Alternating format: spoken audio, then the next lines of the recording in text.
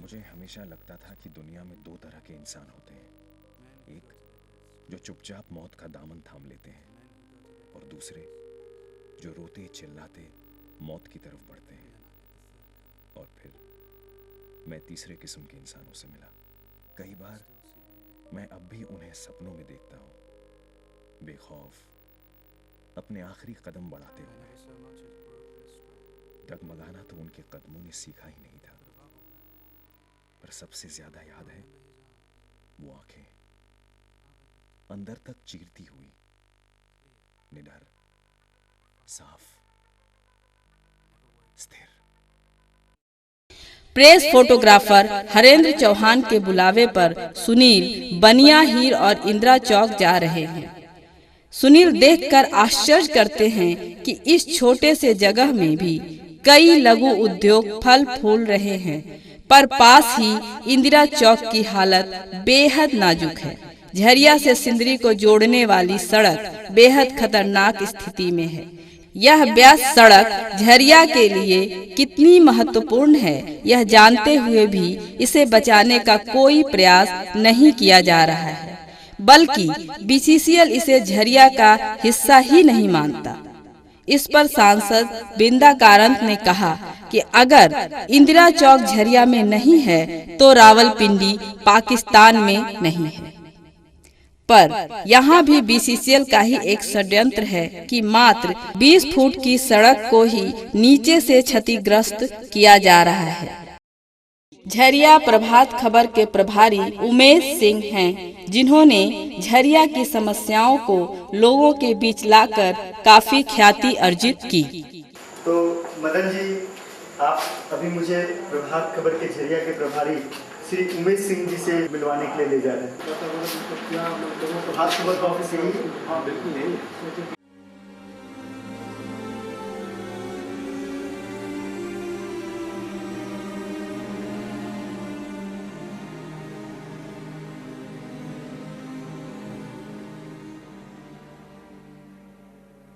उमेश जी, मैंने सुना है कि गीता नाम की लड़की झरिया में जमीन के अंदर चली गई थी, क्या ये बात सही है? जब सुनील मिश्रा ने गीता वाली घटना के बारे में पूछा तो वे काफी भावुक हो उठे। 14 अगस्त 1997 को गीता नाम की एक लड़की धर्मनगर में जमींदोज हो गई। पर सुनील मिश्रा को जानकर आश्चर्य हुआ कि आज भी लोग वहां रह रहे हैं। उस घटना वाली जगह को देखने के लिए सुनील मिश्रा बेचैन हो गए। ये बेहद विडंबना भरी हुई बात है कि जो गीता जमीन के अंदर चली गई, उसके कुछ कदम दूर पर ही उसका परिवार आज भी वहां रहता है। न सिर्फ गीता का परिवार, बल्कि ना जाने और कितने परिवार हैं जो शायद उस घटना के चश्मदीद थे, लेकिन वे भी मजबूरन वहां पर रहने के लिए मजबूर हैं। हम श्री उमेश जी के साथ वहां पर जाएंगे और देखेंगे कि वहां के लोग उन यादों के साथ आज किन हालात में वहां रह रहे हैं। हम लोग गीता के घर चले।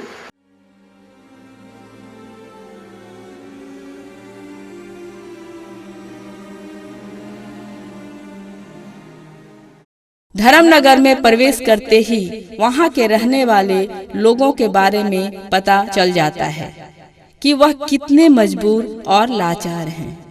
सुनील भी उस घटना के बारे में जान यहाँ आने पर कुछ भयभीत से दिख रहे थे। यहाँ कोई खतरा तो नहीं? हम लोग जमीन के नीचे तो नहीं? स्थानीय निवासी उन्हें यह जगह दिखाते हैं जहाँ गीता जमींदोज हो गई थी। उस घटना को बीते कई साल हो गए हैं, लेकिन लोगों के जहन में आज भी वह ताजा है। उस घटना को याद करते ही उनके चेहरे पर आज भी दर्द और भय से मिश्रित भाव आ जाते हैं। सुनील और मदन आश्चर्य और दुख से उस जगह को बस निहार सकते थे और उन लोगों के दर्द को महसूस कर सकते हैं। चारों ओर घिरी आबादी के बीच पहले यह गोफ काफी छोटा था, पर बीसीसीएल के डोजर ने इसे और ज्यादा खतरनाक बना दिया। गीता के रिश्तेदार उस घटना के बारे में विस्तार से बता रहे हैं कि कैसे गीता चलते चलते जमीन के अंदर कहीं खो गई। स्थानीय निवासी सुनील को यह बताते हैं कि ज्यादातर रहने वाले लोगों की मासिक आय 1500 और उससे भी कम है, वह भी तब जब पूरे परिवार के लोग मेहनत करते हैं। शायद यही कारण है कि वो इस आर्थिक तंगी की वजह से ऐसी जगह पर रहने को विवश हैं। धर्मनगर के लोगों के जहन में तत्कालीन विधायिका आबो देवी द्वारा किया गया काम आज भी याद है। यही कारण है कि सुनील आबो देवी से मिलने पर विवश हो गए। उस घटना को याद करते हुए आबो देवी बताती हैं कि बीसीसीएल के डोजर लोगों के घरों को उजाड़ रहे थे। बेबस लोगों को सामान तक उठाने का मौका नहीं दिया गया। जिस गीता को बचाने का प्रयास करना चाहिए था, उसकी बजाय उस जगह पर डोजर चलाकर उसे दफन करने का काम किया गया। आबो देवी के अनुसार झरिया की बदहाली के लिए बीसीसीएल बहुत हद तक जिम्मेदार है।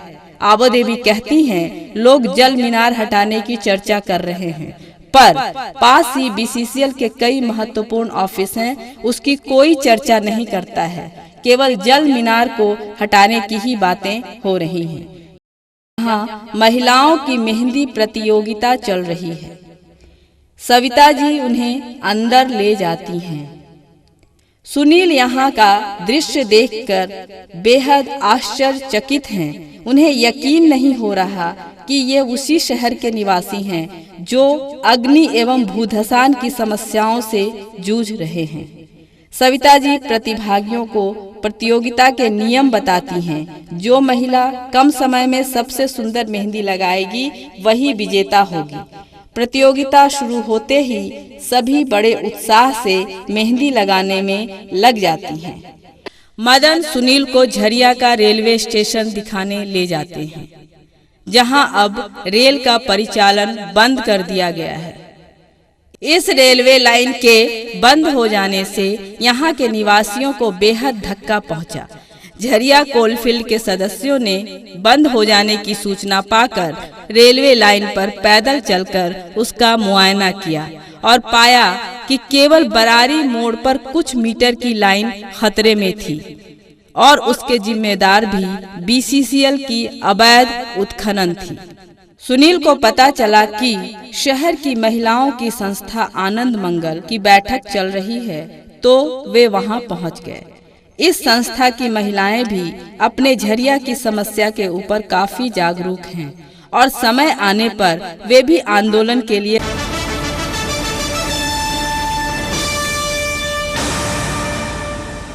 राजा का महल, अब उसकी स्मृतियां ही शेष हैं। उमेश सिंह सुनील को महल का इतिहास बताते हैं।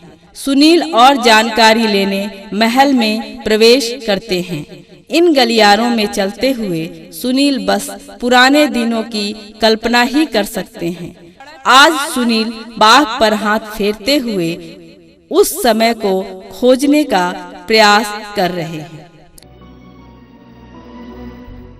मैं इस वक्त खड़ा हूँ राजा के महल के सबसे, इस जगह को छोटे छत का नाम का जगह दिया जाता है और इस छत से पूरा झरिया साफ साफ नज़र आता है।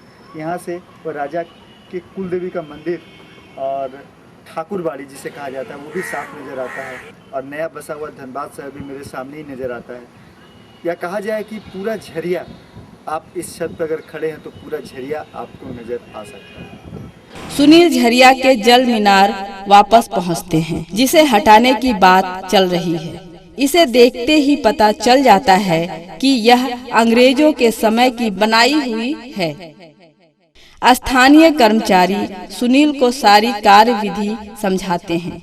सुनील झरिया को पानी सप्लाई करने वाले बाल्ब को खुद चलाकर देखते हैं और उस मोटर का मुआयना करते हैं जिससे धनबाद को भी पानी सप्लाई की जाती है। मैं बेहद उत्साहित हूँ क्योंकि मैं पहले कभी किसी जल मीनार के ऊपर गया नहीं, और यहाँ पर हमारे पास माडा के एक कर्मचारी हैं जो बताते हैं कि इस टंकी में पहले तुपचाची से जल सप्लाई होता था, पर आजकल वो सप्लाई नाम मात्र का तुपचाची से होता है। हाँ, अभी स्टॉक करना होता है तो पंपिंग से स्टॉक करते हैं, अभी आपके सप्लाई देते हैं। और मेरे पीछे ही वहाँ से ओपन कास्ट माइन दिखता है। ध्यान देने की बात है, ओपन कास्ट माइन यानी जानबूझकर वहाँ पर खदान बनाया गया। ये आप कह सकते हैं कि जिस जल मीनार के लिए पहले कोई खतरा नहीं था, या बीसीसीएल के पास जरूर ही इसका नक्शा मौजूद होगा कि यहाँ जल मीनार है और इसके आसपास की भूमि सुरक्षित करने का जिम्मेदारी भी उन्हीं की बनती है, लेकिन उन्होंने ऐसा नहीं किया। और वो देखिए, अगर कैमरामैन हमारे पीछे दिखा सके तो धीरे धीरे ये ओपन कास्ट जो है जल मीनार की तरफ बढ़ रहा है, और आगे इस जल मीनार का क्या होगा ये तो हम नहीं जानते हैं, लेकिन ये जल मीनार है, अगर ये समाप्त हो गया तो शायद झरिया का अस्तित्व भी समाप्त हो जाएगा। इसे समाप्त करना ठीक इसी तरीके से होगा जैसे अगर हम युद्ध के मैदान में जाएं तो अगर उन सैनिकों को चारों तरफ से घेर लिया जाए, उनके पानी रसद की सप्लाई रोक दी जाए, तो लड़ाई अपने आप हार। शिव प्रसाद अग्रवाल एक पुराने कोलियरी के मालिक रहे हैं। वे सुनील को झरिया का नक्शा दिखाते हैं और अग्नि प्रभावित क्षेत्रों की जानकारी देते हैं। शिव प्रसाद से सुनील पुराने कोलियरी के बारे में कई सवाल पूछते हैं। उनके अनुसार उनके जमाने में सरकार का उन पर कड़ा नियंत्रण था, पर जब से ये खदानें बीसीसीएल के हाथों में आईं, वे अपनी मनमानी करने लगे। आनंद भवन, जिसकी छटा देख यहाँ से जाने का मन नहीं करता। आनंद भवन के बगीचे में आकर सुनील को यकीन नहीं हो रहा कि यह बगीचा झरिया शहर में है। उन्हें लगता है कि वे अशोक वाटिका में आ गए हैं, जहाँ लोग कहते हैं कि झरिया क्षेत्र के नीचे आग है और यहाँ पर जीना दुश्वार है। उसी झरिया भूमि पर ये अमरूद का फल ये बात साबित करता है कि अगर मेहनत हो और मन में एक उमंग हो तो यहाँ सब कुछ पैदा किया जा सकता है। हरेंद्र जी सुनील को झरिया 4 नंबर सब्जी बागान ले जाते हैं। यह स्थान कभी अग्नि प्रभावित क्षेत्रों में गिना जाता था, पर यहाँ इतनी बालू भराई की गई कि यहाँ की आग बुझ गई और इसे बालू गद्दा के नाम से जाना जाने लगा। यहाँ की हरियाली देख सुनील हतप्रभ हैं। हरेंद्र जी सुनील को स्थानीय किसान जनक देव जी से मिलाते हैं। जनक देव जी बड़े गर्मजोशी से अपने खेतों को दिखाते हैं, जहाँ 1930 में आग लगी थी और अब हरियाली है। जनक देव जी जैसे कुछ लोग हैं जो झरिया में एक मिसाल बने हुए हैं। लोग बात करते हैं कि झरिया हटाओ, झरिया के लोगों को हटाओ, लेकिन जनक देव जी जो कभी यह क्षेत्र अग्नि प्रभावित क्षेत्र था, यहाँ पर खेती करके उसके आग को बुझा दिए हैं और यहाँ पे चारों तरफ हरियाली हरियाली फैला दी है। तो मुझे लगता है कि झरिया के अगर सभी लोग इस बात को ठान ले तो जरूर से जरूर इस समस्या को खत्म किया जा सकता है। उच्च न्यायालय में भारत सरकार द्वारा किए गए शपथ पत्र की ही बीसीसीएल अवहेलना कर रहा है। वैज्ञानिक जब अति ज्वलनशील तेल के कुएं की आग बुझा सकते हैं, तो फिर झरिया की आग कौन सी बड़ी बात है। सुनील को शुक्रवार के नमाज के लिए आमंत्रित किया गया है। अमलापाड़ा की मस्जिद के साथ मदरसा भी है, जहां नेपाल तक के छात्र शिक्षा प्राप्त करने आते हैं। मुस्लिम समाज के लोग भी झरिया के लिए आंदोलन करने को प्रतिबद्ध हैं। बोका पहाड़ी झरिया के बाहरी हिस्से में ये बस्ती है, जो कि आग से बुरी तरह प्रभावित है। आरएसपी व झरिया को बचाने के लिए इसे कहीं अन्यत्र बसाया जा रहा है, पर यहाँ के लोगों का कहना है कि ऐसी जगह जाकर वे क्या करेंगे जहाँ रोजगार न हो, और क्या बोका पहाड़ी उजाड़ने पर झरिया सुरक्षित रह जाएगा। आरएसपी कॉलेज झरिया की हृदय स्थली है, क्योंकि इस क्षेत्र के सारे बच्चे यहीं पढ़ने आते हैं। इस कॉलेज ने कई महान हस्तियां समाज को दिया है। क्या बीसीसीएल के पास यह जानकारी नहीं थी कि ऊपर कॉलेज है? नीचे और आसपास से अवैध उत्खनन रोका जाए, पर कदम कदम पर बीसीसीएल षड्यंत्र करके धीरे धीरे झरिया को तबाह करने पर तुला है।